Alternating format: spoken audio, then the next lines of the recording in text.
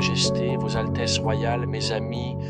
je remercie l'Académie suédoise des lettres de m'avoir distingué par un prix qui me place aux côtés de tant de ceux qui ont orienté et enrichi mes années de lecteur et de chantre quotidien de ce délire sans recours qu'est le métier d'écrire. Leurs noms et leurs œuvres se présentent aujourd'hui à moi comme des ombres tutélaires, mais aussi comme l'évidence, souvent accablante, du lien de responsabilité que crée un tel honneur, un honneur rude qui en eux me paraissait simple justice, mais que je comprends, en ce qui me concerne, comme l'une de ces leçons dont le destin aime à nous surprendre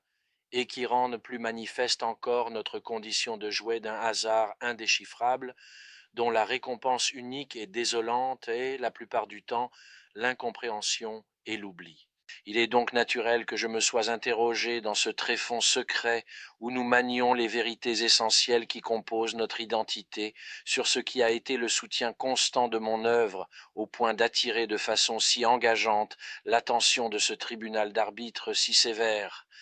Je confesse, sans fausse modestie, qu'il ne m'a pas été facile d'en trouver la raison, mais je veux croire qu'elle est celle que j'aurais souhaitée. Je veux croire, mes amis, qu'il s'agit, une fois de plus, d'un hommage rendu à la poésie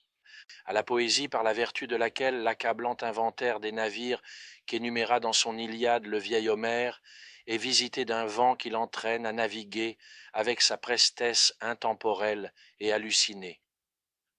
À la poésie qui soutient sur l'armature fragile des tercets de Dante tout l'édifice dense et colossal du Moyen Âge, à la poésie qui, avec une totalité aussi évidente que miraculeuse, ressuscite notre Amérique dans les hauteurs de Machu Picchu de Pablo Neruda, le grand, le plus grand, et où s'égouttent, en leur tristesse millénaire, nos plus beaux rêves sans issue. À la poésie, enfin, cette énergie secrète de la vie quotidienne qui cuit les pois chiches dans la cuisine, qui contamine l'amour et répète les images dans les miroirs. À chaque ligne que j'écris, je tâche toujours, avec plus ou moins de fortune, d'invoquer les esprits insaisissables de la poésie, et je m'efforce de déposer dans chaque mot le témoignage de ma dévotion pour ses dons de divination et pour sa victoire permanente contre les sourdes puissances de la mort. Le prix que je viens de recevoir, je le comprends avec toute l'humilité possible, comme l'évidence consolatrice que ma tentative n'a pas été vaine.